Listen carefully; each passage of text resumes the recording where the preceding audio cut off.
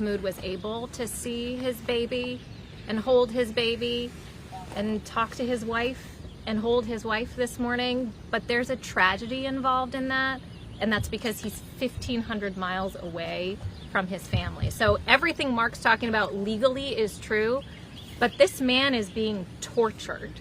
He's being tortured in that he was denied the right to be there when his child was born, despite having asked, despite having agreed to every single rule that the facility, that the administration would have wanted to put on him. But then we had to fight when his wife was traveling all the way here with their newborn baby, with the expectation that there would be some humanity at the facility and with ICE to say, we want parents and children together. In fact, ICE's directives say that that's what we want. And yet it was a fight that lasted nearly 48 hours with 50 attorneys, with hundreds of people across the country working to get one man 1 hour to hold his baby. And you're a part of it. Hey, thank you for coming out. Visitation, they should be able to be together unwatched, unobserved. And so today that happened. And so I'm proud to say that I don't know how that went, and I shouldn't know as their attorney how that went. That should be a moment that belongs amongst a family, and that's what they got today. What I will say is, in talking to him afterwards, it was an incredibly powerful experience. Again, it's a month too late. And it's about time that he got to hold his child. And that happened today. And he should have been there from the very beginning. And hopefully he got to actually hold him twice today. And I'm hopeful that it is the beginning of many opportunities for them to be together. Were you here with Quigley? Was he here? I came here on my own. I don't know who that is. Okay, no. As long as this genocide is unfolding and the ethnic cleansing happening in the West Bank continues to unfold to the silence of the western part of the world, he will keep speaking. And this administration can keep throwing people away, keep trying to silence our communities, but we see what's happening. Mahmoud sees what's happening, and he is willing to exercise his voice and protect all of our rights.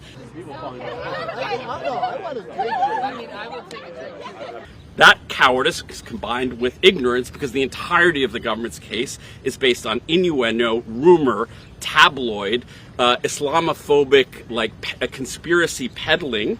And in contrast, what Mahmoud did for himself and for the entire country is stand up for principles of justice and democracy with courage and grace. And that contrast is incredibly powerful to me.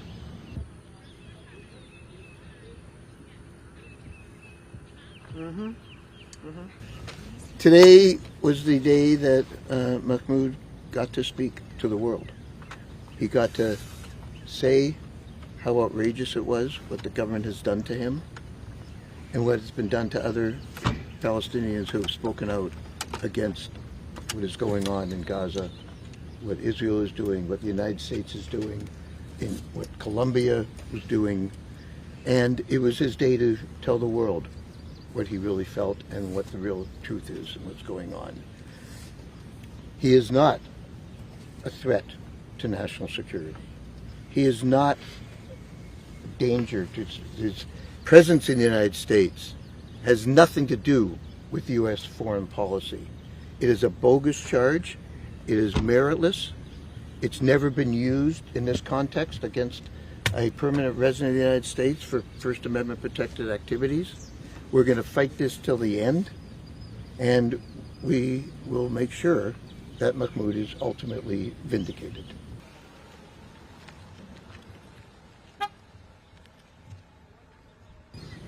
Labeling him Hamas not only sympathizer, but involved with Hamas in some way. I forget the exact words they used, but they basically put out that he was supportive of Hamas and was in the eyes of Israel. And certainly if he's in Syria or Algeria, the evidence was clear that Israel could go after him, forces in Syria could go after him, and 90 days ago that wouldn't have happened.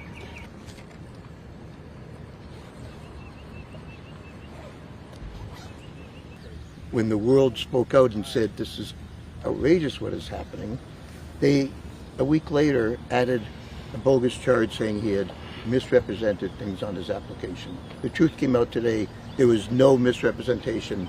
He told the truth on every single part of his application, and those charges are meritless.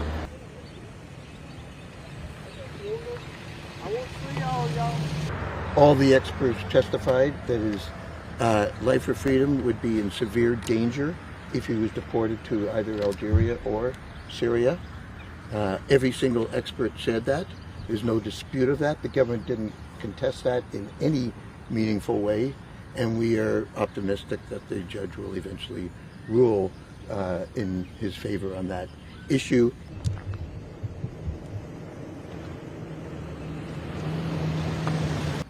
He understands this is a political case. He understands he's being made an example of, and that this is about the rights of people throughout the country and throughout the world, actually, to protest what is going on in Gaza and the West Bank, what Israel is doing and what the United States is doing.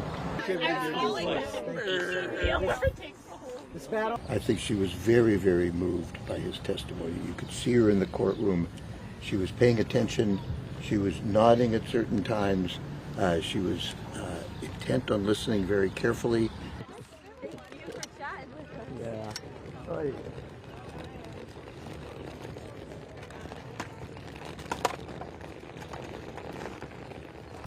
Network 18 decimates Times Internet with over 6 times more unique users on social media. Network 18, the undisputed leader of news networks, way ahead of the times.